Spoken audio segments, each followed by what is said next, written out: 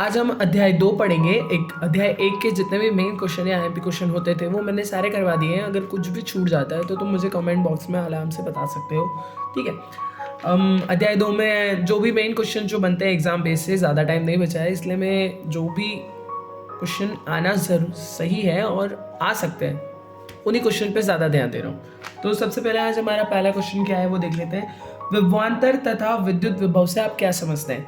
तो इसके अंदर हमें एग्जाम के हिसाब से या 2 नंबर के हिसाब से ये क्वेश्चन रहता है। तो दोनों परिभाषाएं मैंने एग्जाम के हिसाब से थोड़ा इजी वे में समझाने के लिए साथ में लिखी हुई है, तो उसे देख लो एक बार।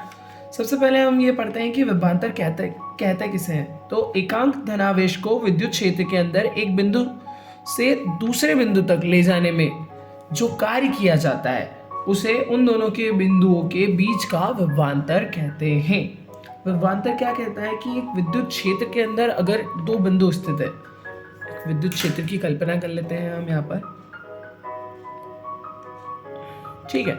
इस विद्युत क्षेत्र में एक बिंदु पर एक एकांक धनावेश या एक आवेश उपस्थित है। तो इस आवेश को एक स्थान से दूसरे स्थान तक ले जाने में जो कार्य किया जाता है उस कार्य को हम इन दोनों बिंदुओं के बीच का विभवांतर कहते हैं। यह एक तरह की अदिश राशि होती है, कार्य किसी भी दिशा में हो सकता है। इसलिए यदि अब इसको मैथमेटिकल वे में कैसे लिखते हैं ये देख लेते हैं। यदि Q आवेश को विद्युत क्षेत्र में बिंदु A से B तक ले जाया जाए तो जाने में किया गया कार्य को हम कहाँ से डिनोट करते हैं? तो W से डिनोट करते हैं। तो इन दोनों के बीच का विभवांतर कितना हो जाएगा? विभवांतर बराबर कार्य बटे आवेश। तो VA minus VB is equal to W upon Q। यह एक अदिश राशि है जिसका ऐसा ही मात्रक कितना होता है? जूल बटे कूलम या जूल प्रति कूलम। इसे वोल्ट से भी दर्शाते हैं, ध्यान रखना, विभवांतर को वोल्ट से भी दर्शाते हैं। अब हमारा दूसरी परिभाषा जो थी उस पर आते हैं। विद्युत विभव। विद्युत विभव की परिभाषा क्या होती है ये देखते हैं। एकांक धनावेश को अनंत से विद्युत क्षेत्र के अंदर किसी बिंदु तक लाने में जो कार्य किया जाता है, विभवांतर में क्या कहते थे कि विद्युत क्षेत्र के अंदर एक बिंदु को दूसरे बिंदु तक ले जाते हैं। लेकिन विद्युत विभव में क्या होता है कि अनंत से किसी बिंदु को विद्युत क्षेत्र के अंदर जो लाने में जो कार्य करते हैं उसको हम क्या बोलते हैं? विद्युत विभव। विद्युत विभव की परिभाषा तो मैंने समझा दी। इसके मान और इसका जो एसआई मात्रक जो एमएलटी सूत्र या विमेय सूत्र होगा उसको देख लेते हैं। तो विद्युत विभव बराबर कितना होगा? कार्य बटे आवेश, जिसको हम डिनोट करें तो विभव को हम V से डिनोट करते हैं और कार्य को W से और आवेश को Q से। तो V is equal to W upon Q। कार्य का सूत्र तो तुम्हें पता ही है कि विमेय सूत्र में क्या होता है? जूल प्रति कूलम और न्यूटन से दर्शाते हैं। तो विमेय सूत्र कितना बनेगा? m l की घात 2 t माइनस 3 और a की घात माइनस 1। यह भी एक क्या होती है? एक अदिश राशि होती है, ठीक है। अब एक क्वेश्चन और बनता है इसी वीडियो का और या इसी चैप्टर का, तो उसको भी इसी में देख लो, जहाँ तक हो सके इजी रहेगा। विद्युत विभव क्या होता है? इस किसी बिंदु आवेश के कारण किसी बिंदु पर विद्युत विभव की सूत्र की स्थापना कीजिए। ये हमारा दूसरा क्वेश्चन है। पहले वाला क्वेश्चन तो ज़्यादा ही ईजी था, वो 2 नंबर के हिसाब से ज़्यादा पूछा नहीं जाता है, लेकिन एग्जाम बेस से वो परिभाषा आनी चाहिए इसलिए बता रहा था। दूसरा क्वेश्चन एग्जाम के हिसाब से 2 नंबर या 3 नंबर में आने के चांसेस अच्छे हैं, तो इसको देख लो। विद्युत विभव की अभी हमने परिभाषा पढ़ी। एकांक धनावेश को अनंत से विद्युत क्षेत्र के किसी बिंदु तक लाने में जो कार्य किया जाता है उसे विद्युत विभव कहते हैं, ठीक है। अब हम एक विद्युत क्षेत्र की कल्पना कर लेते हैं। एक विद्युत क्षेत्र के अंदर एक बिंदु या बिंदु आवेश को मानते हैं, ठीक है। अब इसको लिखना कैसे है उसको समझते हैं। माना कि बिंदु O पर एक Q आवेश रखा हुआ है। माना कि बिंदु O पर Q आवेश रखा हुआ है। इस बिंदु O पर Q आवेश रखा हुआ है। इससे D दूरी पर, इस बिंदु से D दूरी पर एक बिंदु P की कल्पना की है, ठीक है, जिस पर हमें विद्युत विभव का मान ज्ञात करना है। माना कि Q से x दूरी पर एक बिंदु A स्थित है। बिंदु A पर विद्युत क्षेत्र की तीव्रता का मान कितना होगा? E is equal to 1/4πε0 Q बटे x का वर्ग। इस बिंदु का मान विद्युत क्षेत्र की तीव्रता से E इज इक्वल टू 4πε0 बटे या Q बटे x का वर्ग होगा, ठीक है। अब इसको एक बार डायग्राम से थोड़ा इजी वे में समझते हैं।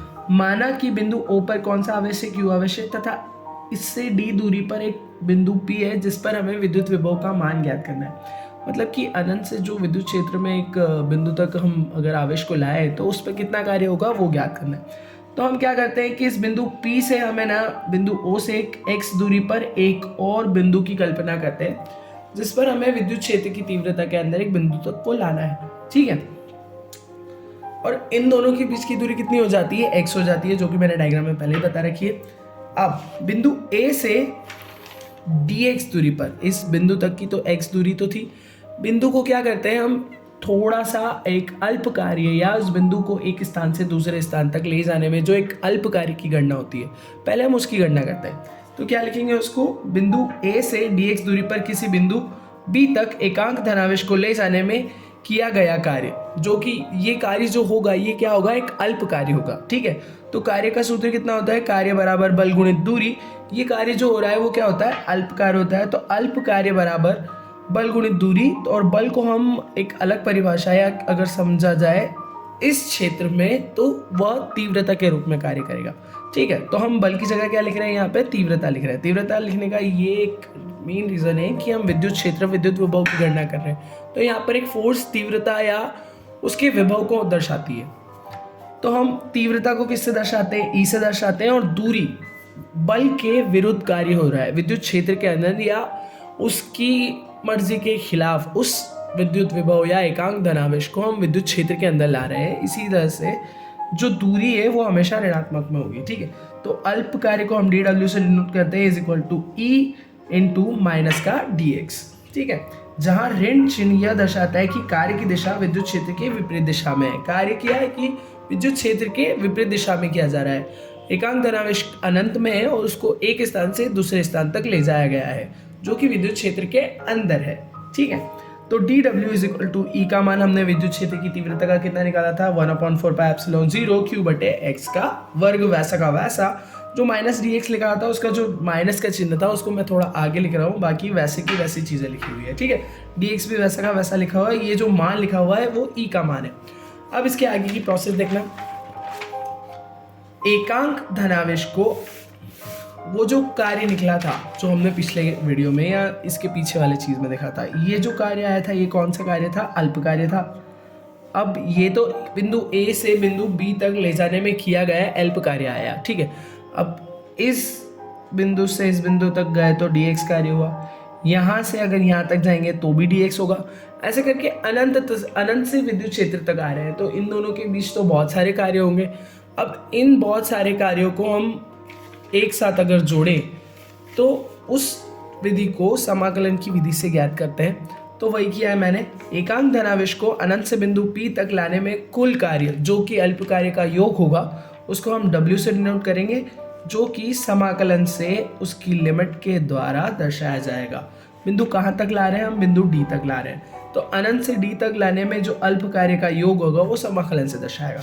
तो W इज इक्वल टू समाकलन का चिन्ह अनंत से D माइनस dw का मान हमने पहले निकाला था, कितना आया था, -1/4 पाई एप्सिलॉन 0 q बटे x का वर्ग इंटू dx। तो हम उसी चीज़ को वापस से यहीं लिख देते हैं। इसमें जो कांस्टेंट वैल्यू होती है उसको हम बाहर कर देते हैं। तो क्या क्या बाहर निकल रहा है, q बटे 4 पाई एप्सिलॉन 0 ये कांस्टेंट वैल्यू है, इसका मान नियत होता है, तो इसको हम बाहर निकाल देते हैं। बचा कितना, 1 बटे x का स्क्वायर dx, x के सापेक्ष समाकलन करना है किसका, 1 बटे x स्क्वायर का। अब इसका समाकलन का चिन्ह और समाकलन तुमको अगर नहीं करते आता है तो पहले समाकलन करना सीखना, तो ये क्वेश्चन सॉल्व होगा। समाकलन में क्या होता है कि एक प्रोसेस होती है जिसमें घात जुड़ती है अंश में भी और हर में भी। वही प्रोसेस की है, लिमिट बाहर ही रखी है, x की घात स्क्वायर को मैं ऊपर ले गया, x स्क्वायर को तो -2 हुई। समाकलन किया तो x की घात 2 +1 -2 +1। लिमिट अभी नहीं रखी है, लिमिट को मैं कोष्टक में ही रख रहा हूँ। सबसे लास्ट में थोड़ा सा इजी मेथड करने के लिए इसको मैंने थोड़ा सॉल्व किया है। -2 + 1 में अगर करते हैं तो कितना आता है, -1, और -2 + 1 अगर घटाते हैं तो माइनस की चिन्ह की जो संख्या है वो बड़ी है, इसलिए माइनस का चिन्ह, ठीक है। अब देखना आगे की प्रोसेस, ये जो हर में जो माइनस लिखा हुआ है इसको क्या होता है कि इसमें नहीं लिखते हैं, हर में कोई भी ऋणात्मक चिन्ह नहीं लिखा जाता है, तो उसको अंदर से बाहर की तरफ लाते हैं तो पहले जो इक्वेशन में माइनस ऑलरेडी लगा हुआ था, ये जो माइनस होता है उससे क्या होता है, उसका मल्टीप्लाई होता है या गुणा होता है, तो उस चीज़ को क्या कर देता है, पॉजिटिव कर देता है, धनात्मक कर देता है। तो q बटे 4πε0 हो गया ये, बटे 1 बटे जो माइनस की घात थी, x की घात माइनस को हम 1 बटे x फिर से लिख सकते हैं। तो मैंने भी वही किया है, x की घात -1 को 1 बटे x लिख दिया और लिमिट वैसे की वैसे रखी। अब आती है लिमिट रखने की बारी। तो सबसे पहले अपर लिमिट और लोअर लिमिट रखते हैं। तो अपर लिमिट हमारी कितनी है, 1/d माइनस एक्स की जगह फिर से रखते हैं तो 1 बटे अनंत। 1 बटे अनंत का मान हमेशा शून्य होता है, ध्यान रखना, ठीक है। अब वापस से रखते हैं, एक इसका मान तो क्या हो गया, शून्य हो गया समीकरण से, बचा कितना, 1 बटे डी। तो w is equal to Q बटे 4πε0, ये तो कांस्टेंट वैल्यू थी, बचा कितना, 1 बटे डी, या 1 बटे 4πε0 क्यू बटे डी। यही विद्युत विभव का कार्य कहलाता है। यहाँ पर हमारा क्वेश्चन खत्म होता है।